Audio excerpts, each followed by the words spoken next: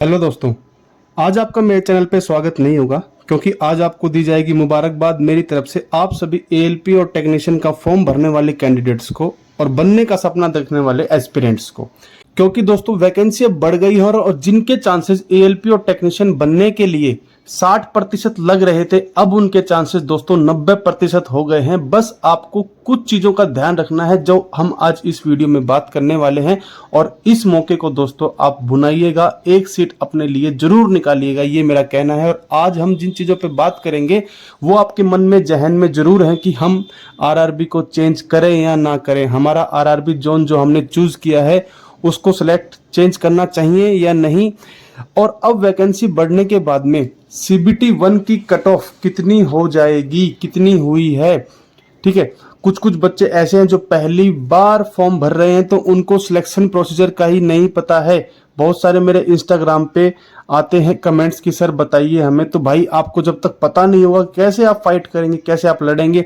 कुछ कुछ सवाल ये भी है कि 2025 में वैकेंसी का हम इंतजार करें या अब की बार ही पूरा जोर लगा दें। कुछ बच्चे अभी भी पूछ रहे हैं कि सर एएलपी 2024 का जो फॉर्म भरा गया है उसमें अभी कुछ चेंज या मॉडिफिकेशन या दोबारा से भर सकते हैं। तो इन्हीं सवालों के आज ऊपर हम बात करने वाले हैं। तो स्टार्टिंग से बढ़ते हैं, देखते हैं दोस्तों। सबसे पहले तो दोस्तों बात करते हैं किस किस जोन में कहां कहां पर ज्यादा वैकेंसी बढ़ी है और कौन कौन सा जोन अब फर्स्ट, सेकंड और थर्ड रैंक कर रहा है और आपको चेंज करना चाहिए या नहीं करना चाहिए। यहाँ पे मैंने एक टेबल से बनाई है जिसके अंदर आपको अनुमान आ जाएगा। सबसे पहले हमने आउट ऑफ टर्न लेके सेंट्रल रेलवे को लिखा है, क्योंकि दोस्तों हम खुद सेंट्रल रेलवे के एम्प्लॉय हैं, एएलपी सिलेक्टेड हैं सेंट्रल रेलवे और फिलहाल पुणे में वर्किंग हैं। तो आपके साथ में हम काम करते रहते हैं, आपको अच्छी अच्छी गाइड करते रहते हैं। तो सबसे पहले हमने लिया है हमारे सेंट्रल रेलवे को, जिसकी वैकेंसी पिछली बार 2018 के अंदर 1869 थी और अब की बार बराबर हो गई है उसके। तो आपके पास में बहुत ही अच्छा चांस है दोस्तों। जिन बच्चों ने सेंट्रल रेलवे चूज किया है उनको ये सोचने की आवश्यकता ही नहीं है कि हमें आरआरबी चेंज करना है या नहीं। उनके लिए बस पढ़ना है, पढ़ना है और पढ़ना है। वो भी बात करेंगे कैसे पढ़ना है। अब बात करते हैं, एक बार मैं आपको पूरा दिखा देता हूं कि मैंने ये पूरा चार्ट बनाया कि कौन कौन से जोन के अंदर ज़्यादा वैकेंसी बढ़ी हैं और कौन कौन जोन में नहीं बढ़ी हैं। और कुछ दोस्तों ऐसे बच्चे हैं जिनका लक ही कहेंगे खराब है कि ईस्ट सेंट्रल रेलवे के अंदर तो वैकेंसी पहले भी 76 थी और कुछ भी नहीं बढ़ी दोस्तों, ठीक है, मात्र 76 ही रह गई। और इसीलिए हमने इनको 16वें पायदान पे रखा है आरआरबी जोन में। तो सबसे पहले देखते हैं दोस्तों साउथ ईस्ट सेंट्रल रेलवे, ठीक है, SECR, जहां पे ये बेंगलोर वगैरह का रीजन आता है। South central railway, south east central railway के अंदर, उसके अंदर पहले भी अच्छी खासी वैकेंसी थी। वो जो पहले ही रैंक पे था, पहली बार भी जब वैकेंसी आई थी सबसे पहले भी इसमें सबसे ज्यादा वैकेंसी थी और अब भी सबसे ज्यादा वैकेंसी उसी में बढ़ के अभी भी पहले ही नंबर पे रहा है। तो जो बच्चे central railway, south east central railway से फॉर्म भरे हैं उनको सोचने की आवश्यकता बिल्कुल भी नहीं है, ना ही सेंट्रल रेलवे वालों को, मुंबई जोन के वालों को। तीसरी बात करते हैं साउथ सेंट्रल रेलवे, जिसके अंदर पहले 585 वैकेंसी थी, ठीक है। अगर देखा जाए तो अभी इनमें भी वो तीसरे ही रैंक पे था और अब की बार बहुत अच्छी वैकेंसी बढ़ गई है फिर से दोबारा से, तो उनको भी सोचने की आवश्यकता बिल्कुल नहीं है। तो ये जो 4 से 5, 6, 7 वैकेंसी वाले जो आरआरबी हैं, ये बच्चे बिल्कुल भी ना सोचें कि हमें आरआरबी को चेंज करना चाहिए या नहीं। वही बच्चे ध्यान दें जिन आरआरबी चेंज करने के लिए जिन्होंने गलती से या बाय मिस्टेक उस समय फॉर्म भरते समय आरआरबी को गलती से चेंज कर लिया, या जो उनका प्रेडिक्शन था कि हाँ ऐसा ऐसा हो सकता है, वो बच्चे जरूर चेंज कर सकते हैं। और वो कहाँ पे जाएं तो मैं बता दूं, अगर आपको जॉब प्रेफर देख रहे हैं कि मुझे पहले तो सबसे पहले जॉब चाहिए, घर के पास हो या ना हो, तो भाइयों आप पहले से लेके 5वीं 6ठी तक जो ये जोन है इनके अंदर अपना आरआरबी आप चेंज कर दीजिएगा। मैं कहूँगा तीसरी, चौथी और 5वीं के अंदर आप चेंज करेंगे तो अच्छा रहेगा, क्योंकि हर कोई पहले ही इनमें बहुत बहुत ज़्यादा वैकेंसी फॉर्म भर डाले जा चुके हैं। और आपको अगर और बच्चे चेंज करेंगे तो वो पहले और दूसरे या तीसरे के अंदर डालेंगे, तो आप कम से कम चौथे और 5वें की तरफ जाइएगा। अपनी भी आरआरबी को देख सकते हो कि कितनी सीटें उसके अंदर बढ़ी हैं। लगभग हर आरआरबी के अंदर 1-2 को छोड़ के 3 गुना और 4 गुना वैकेंसीज में इंक्रीमेंट आया है। तो दोस्तों ये बहुत ही अच्छा कदम है और आपके लिए बहुत ही अच्छी उम्मीद की नई किरण जगी है। तो आपको जितना पहले मेहनत कर रहे थे दोस्तों, उससे 2 गुनी 3 गुनी मेहनत रात दिन एक करना है, क्योंकि अब एग्जाम भी पास आ गया है। अभी चल रहा है जून, तारीख है 19-20, तो आपको जुलाई के अंदर आपका एग्जाम देखने को मिल जाएगा। करीबन मिड ऑफ जुलाई आपको एग्जाम देखने को मिलेगा। 15 तारीख से हो सकता है कि आपके एडमिट कार्ड या कॉल लेटर्स वगैरह आने स्टार्ट हो जाएं। तो आपको बिल्कुल अपने इस मौके को नहीं गंवाना है। इतनी वैकेंसी एक बार फिल हो जाएगी तो दोस्तों अगली बार जो 2015-25 के अंदर वैकेंसी आएंगी वो थोड़ी सी कम ही आएंगी। ठीक है, तो इस मौके को मत बुलाइए। और आप अपनी नॉर्थ सेंट्रल रेलवे में इतनी 241 वैकेंसी पहले थी, 561 हो गई, 802 वैकेंसी अब टोटल हो गई है, 9वें पायदान पे है। तो इसी तरह आप अपनी अपनी वैकेंसीज को देख लीजिएगा। ठीक है, इसका पीडीएफ मैं अपने व्हाट्सएप ग्रुप पे और अपने इंस्टाग्राम पे और अपने टेलीग्राम पे जरूर डाल दूंगा, तो वहां से भी आप देख सकते हैं। 13,103 वैकेंसी एएलपी की बढ़ी है दोस्तों, बहुत ही अच्छी बात है। देखिए करीबन 2.5 गुना 3 गुना वैकेंसीज को बढ़ा दिया गया है, तो आपके लिए इससे अच्छा मौका नहीं होगा। अब अगर बात करें कि भाई आरआरबी चेंज करनी चाहिए या नहीं करनी चाहिए, तो बिल्कुल ये तो पहला क्वेश्चन है कि हाँ आप चेंज कर सकते हैं। पर जिन बच्चों ने गलती से फॉर्म भरा या गलती से आरआरबी को सेलेक्ट किया, वो बच्चे अभी अपना हिसाब से चेंज कर लीजिए। मैंने बता दिया है, तीसरी चौथी या पांचवी आप जो आरआरबी का रैंक है उसके हिसाब से सेलेक्ट कर सकते हैं, या आप अपने घर के पास वाली भी देख सकते हैं, जो भी आपको अच्छी लगे। आसपास की 2-3 जोन को देखिएगा और उसमें जो भी आपको जोन अच्छा लगे, जिसमें वैकेंसी अच्छी खासी हो आपकी कैटेगरी हिसाब से।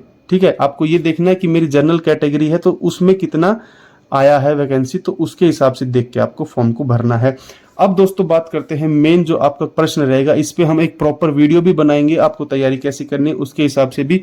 पर फिलहाल मैं बता दूं कि CBT 1 की कट ऑफ कितनी जा सकती है, ये आपके मन में अभी सवाल जरूर पैदा हो रहा होगा। तो दोस्तों सबसे पहले तो मैं बताऊं कि जो CBT 1 है वो आपका एक केवल क्वालिफाइंग नेचर का एग्जाम होने वाला है, उससे आपके मार्क्स नहीं जुड़ेंगे मेरिट के अंदर। सबसे पहले तो जिन बच्चों को पता नहीं है उनके लिए मैं बता दूं, इसमें आपका मैथ, साइंस, जीके, जीएस और रीजनिंग आएगा। ठीक है, और ये आएगा आपका 75 मार्क्स का, ये आएगा आपका 75 मार्क्स का। ठीक है, 75 मार्क्स में से दोस्तों आपको नेगेटिव बिल्कुल भी नहीं करना है, इस बात पे ध्यान देना बिल्कुल। ठीक है, और कितना परसेंट आपको लाना है। अब पहले जब ये वैकेंसी थी तो हम कह रहे थे कि आपको 50 से 55 मार्क्स तो लाने जरूरी ही जरूरी हैं, पर अब आप 60% लेके आ जाएंगे ना। 60% निकाल लीजिएगा, 75 का कितना होता है। अगर आपने 60% भी लेके आ गए तो आप इसको क्वालिफाई कर जाएंगे CBT 1 को। मेरे हिसाब से ये अनुमान है, जैसा हमने 2018 के अंदर देखा था, करीबन इतनी ही वैकेंसी थी। करीबन वहां पे 27,000 थी, यहाँ पे 19,000 वैकेंसी है। और मुंबई जोन में तो आप देखिएगा इतनी ही वैकेंसी थी, 1869 वैकेंसी थी मुंबई जोन के अंदर। तो यहाँ की कट ऑफ गई थी दोस्तों 45, 48 और 50 के बीच में। CBT 1 की बात कर रहे हैं, तो वहां पे बच्चों को CBT 2 के लिए कॉल लेटर आ गया था। तो यहाँ पे भी 60-65% आप अगर कट ऑफ कर लेंगे तो आपका बिल्कुल सिलेक्शन हो जाएगा CBT 2 के लिए। अब बात करते हैं CBT 2 की कहानी क्या है। दोस्तों यही है CBT 2, जिसके अंदर 2 एग्जाम होंगे आपके, पार्ट ए और पार्ट बी। ठीक है, पार्ट ए आपका जैसा ये आपका CBT 1 था ऐसा ही होने वाला है, जिसमें आपके 100 मार्क्स के क्वेश्चन रहेंगे, आपको 90 मिनट्स मिलेगी इसके लिए। ठीक है, इसके जो क्वेश्चन है, इसका जो मार्क्स हैं दोस्तों, वो आपके जुड़ेंगे मेरिट के अंदर, ये है। ठीक है, इसके 70% मार्क्स आपके मेरिट में जुड़ेंगे। ठीक है, तो ये पार्ट भी किस लिए है, बच्चों का मन में ये सवाल भी होगा। तो दोस्तों देखिए, ये एक टेक्निकल जॉब है, इसमें केवल ITI, डिप्लोमा, बीटेक या एमटेक वाले कैंडिडेट्स अप्लाई करते हैं। तो उनका एक टेक्निकल एग्जाम भी लिया जाता है जो कि 75 मार्क्स का होता है। तो उसमें 75 में बस आपको पास करना होता है, इसके मार्क्स ना तो मेरिट में जुड़ते हैं।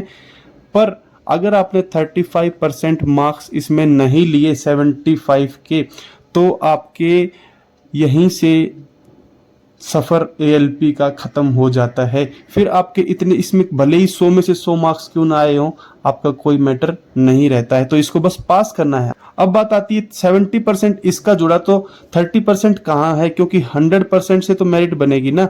तो आपके इसके बाद में होने वाला है साइको टेस्ट। साइको टेस्ट में आपके 5 एग्जाम होते हैं जिनके लिए लिमिटेड टाइम होता है। सभी एग्जाम को पास करना बहुत ही जरूरी होता है। अगर आपने कोई भी एक एग्जाम में कम मार्क्स लिए या फेल कर गए तो आपका साइको टेस्ट फेल हो जाएगा और आपका सारा प्रोसीजर खत्म हो जाएगा, एएलपी का सपना चकनाचूर हो जाएगा। तो अब इसके जो 30 क्वेश्चन का ये पेपर होता है, इसके 30 के 30 मार्क्स इस 70% में जुड़ जाते हैं और फिर आपका 100% मेरिट का स्कोर तैयार होता है बनके। तो इस तरह से पूरा आपका सिलेक्शन प्रोसीजर और स्टेप रहता है। उसके बाद फिर आपका मेडिकल होता है। मेडिकल में आपका बॉडी चेकअप होता है, ब्लड टेस्ट होता है, शुगर टेस्ट होता है और हार्ट बीट टेस्ट होता है, एक्सरे होता है, आंखों के 10-12 टेस्ट होते हैं और फिर आपका डॉक्यूमेंट वेरिफिकेशन होता है, जिसके बाद फिर आपकी मेरिट लिस्ट लगती है और आपका सिलेक्शन हो जाता है। फिर आपको ट्रेनिंग के लिए भेज दिया जाता है। ट्रेनिंग में भी आपका एक एग्जाम होता है जिसको पास करना बहुत ही जरूरी होता है। तो इस तरह से आप आखिरकार बनते हैं एएलपी। तो मेरे हिसाब से ये वीडियो अभी के लिए काफ़ी है और आपको वीडियो कैसी लगी है इसके लिए आप बिल्कुल कमेंट कीजिएगा और आपके अभी तक कितना सिलेबस कवर कर लिया है ये भी बिल्कुल आप श्योर कीजिएगा। और मॉक टेस्ट दोस्तों लगाना मत भूलिएगा। मॉक लगाइए, प्रीवियस ईयर क्वेश्चंस लगाइए, 40 से 50 questions previous year question paper लगा के जाइएगा दोस्तों और मेहनत कीजिए। सबसे पहले एग्जाम आपका ही होने वाला है, जुलाई में कभी भी एग्जाम हो सकता है। तो इसी तरह से तैयारी कीजिए। कोई और टॉपिक पे वीडियो चाहिए तो बिल्कुल कमेंट कीजिएगा, ठीक है। अगर आप आरआरबी चेंज करने वाले हैं तो बिल्कुल आप मेरे से एक बार सलाह ले सकते हैं, कमेंट में बिल्कुल डालिएगा, उसके बारे में हम आपको सलाह फ्री में देंगे, ठीक है। मिलते हैं आपसे नेक्स्ट वीडियो में। पहली बार चैनल पे आए हैं तो चैनल को सब्सक्राइब कर लीजिए। जय हिंद, जय भारत दोस्तों।